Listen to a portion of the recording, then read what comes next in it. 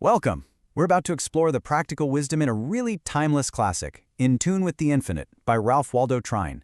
So in this first part of our journey, we're starting with the one core idea that really everything else in the book is built on, the principle of harmony. You know that feeling, right? That sense that you're just constantly pushing, trying to force things to happen, and you just keep meeting resistance. It's kind of like you're paddling a canoe as hard as you can, but you're pointed upstream against a current that just won't quit. It is absolutely exhausting.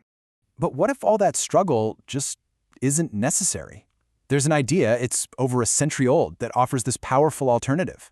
It's all about turning that canoe around, stopping the fight against the current and just letting it carry you. It is the huge difference between friction and flow.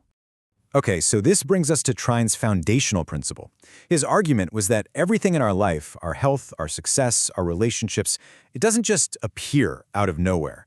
It actually exists first in the unseen world of our own minds.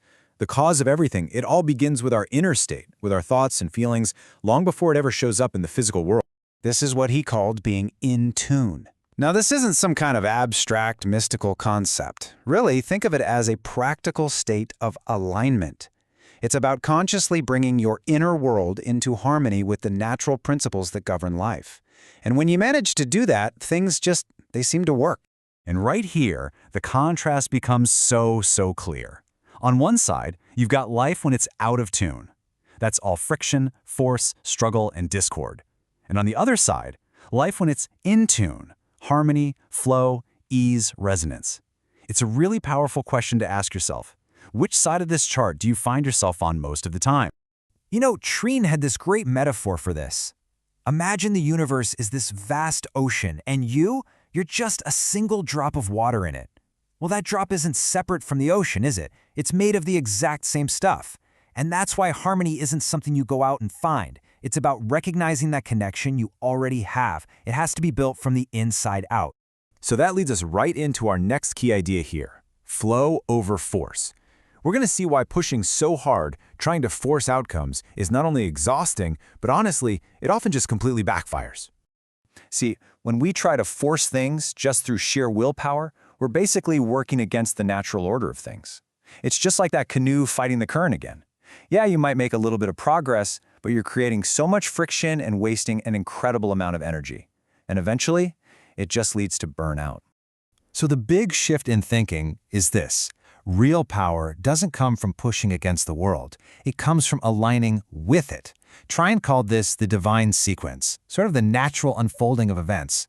And by learning to move with this flow, we tap into a power that's way greater than our own limited force, because all true power ultimately comes from within. Okay, so this all sounds great in theory, but how does it actually work in our day-to-day lives? Let's get practical and look at a few concrete examples. We're going to touch on three key areas where making this shift, from a mindset of force to one of harmony can make a really profound difference. Your career, your connections with other people, and your own personal habits. So first, think about your work life. The out-of-tune state, that's the frantic multitasking, the stress, feeling constantly behind. The in-tune state is one of focused flow. It's where you're fully engaged, you're creative, and you're productive, but without that feeling of struggle. It's about working with a calm intensity, not an anxious force.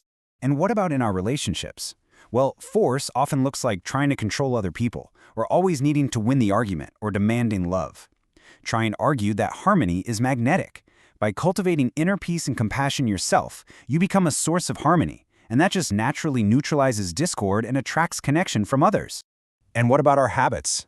Forcing a new habit through sheer willpower is a constant battle, right? The harmony approach is all about identity. So instead of saying, I have to force myself to go to the gym, you shift your thinking to, I'm the kind of person who values my health. You just align your actions with your desired identity, and the habit becomes a natural expression of who you are. Now, Trine's wisdom isn't just something to think about. It's meant to be used. So here is a simple, practical exercise that you can do anytime you want to bring yourself back into a state of harmony. And look, this isn't about finding an hour to meditate. This is for the middle of a chaotic day, when you feel that friction and stress building up. It's just a quick reset, a way to consciously recalibrate your inner state with nothing more than a single moment of stillness. Okay, so let's walk through this. It's so simple. First, you just Pause. Step away, take one single conscious breath. That's it. Second, acknowledge. Just notice that feeling of friction or struggle, but without judging yourself for it. Third, tune in. Gently bring to mind the feeling you want to have instead. Maybe it's calm or ease or flow. And finally, act. Take one tiny small action that aligns with that harmonious state. It could be as simple as just straightening one thing on your desk or sending a kind text message. All right, let's pull all these ideas together and see where this path of harmony can take us next. So if you take just one thing away from all of this, let it be this. The power to shape your life begins inside. Cultivating a state of inner harmony isn't a passive thing. It is the most powerful and creative work you can possibly do. Your inner world is the blueprint for everything else. So I'll leave you with this question to think about. In what small way, in what single moment, can you choose the path of harmony over the path of force today? In our next explainer, we're going to build on this foundation and explore Trine's thoughts on creating physical health and vitality. You can find the full series in the playlist linked below. I really hope you'll join me for it.